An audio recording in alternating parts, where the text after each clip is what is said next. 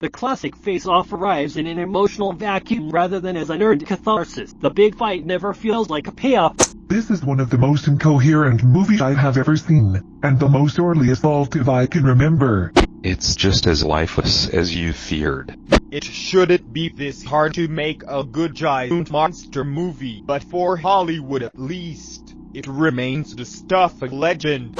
This thing is an unholy mess. With critical reviews like these, King of the Monsters doesn't stand a chance. No one can stop us desecrated vegetables. Godzilla, you cannot stop us critics. People look to us for our opinions. What could you possibly do? For his neutral special, he wields a gun.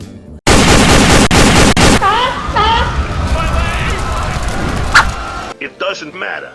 With the damage we have done, we shall complete the prophecy as foretold by our prophet, Grey Taylor. Godzilla King of the Monsters will be a critical box office failure that will lead to the cancellation of the Monsterverse. Do your worst. I regret everything. You have reached a number that has been disconnected. Sometimes I think I need therapy. Hey everyone, Professor Kaiju here, and I'm giving you my thoughts on Godzilla King of the Monsters. This is not an in-depth review, and it will contain no spoilers, so don't you worry if for some reason you haven't seen the movie. But, if you haven't seen the movie, What's wrong with you? I don't know if you could tell, but I have strong opinions about this film, and stronger opinions about certain websites. Throughout the entire movie, my expression was either, or, depending on the scene. Big difference from Godzilla 2014, which was a bit more bored. Dark jokes aside, I love this movie. So much I've seen it twice, on opening night. I would have seen it more, but I've been too busy trying to tell you how much I love this movie for 2 weeks. I'm slow and easily confused, which is why I'm starting off with what was bad or weak about the film. Now, if you're going to this for a compelling human story that is clever writing and witty dialogue, What's wrong with you?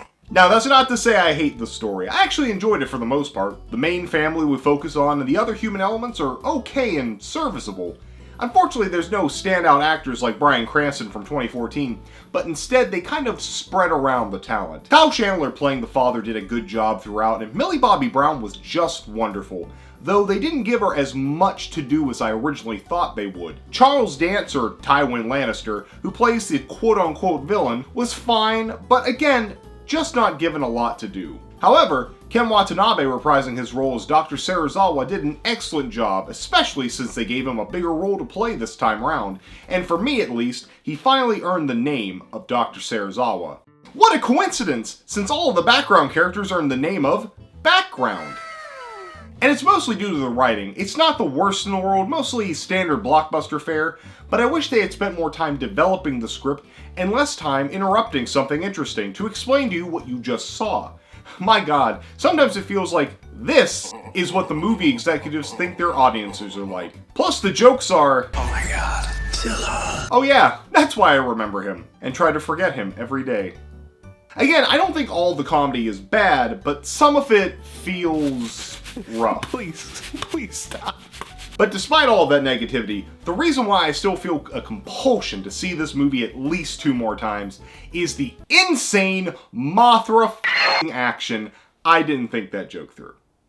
When it comes down to it, most Godzilla films can and are watched for either an actual film with good writing, dialogue, compelling human drama, and kaiju that are used for a backdrop to discuss deeper themes, or fighting, which this movie has in spades. The level of destruction in this film is on another level, seeing cities get wiped away like they're nothing. Literally, some of the kaiju cause or create natural disasters, and are themselves natural disasters. When they battle, it is a sight to behold. Well, a little hard to behold since the fighting mostly takes place in the dark and during the rain. I never really had a problem with that, especially since it created some great silhouettes and other effects that were just gorgeous. Speaking of gorgeous, let's talk kaiju. Now listen, I'm not one of those stick in the muds that think kaiju films always need to be done by suits. But in no way do I devalue that work. The art of summation is a craft that has done Godzilla well for basically 60 years. That being said, it is a dream come true for me, and probably many others, to see Kaiju get that Hollywood treatment. As much as I loved past incarnations of Ghidorah, it was so nice to see his heads act independently, both in movement and personality. Mothra being done more like an actual insect and given a fierce and royal treatment. And finally, my good bird boy Rodan, who at several times does in fact act like a bird a bit, plus just has some great expressions and possibly my favorite entrances out of all of them. Though I wish there had been a little bit more time with Rodan and Mothra, maybe like another 10 minutes. But don't get the wrong idea. This movie spends plenty of time on the kaiju. It's more of a nitpick, and it's honestly like saying, I know the cure to my terminal illness is great and all, but do you think you could lower my internet bill too?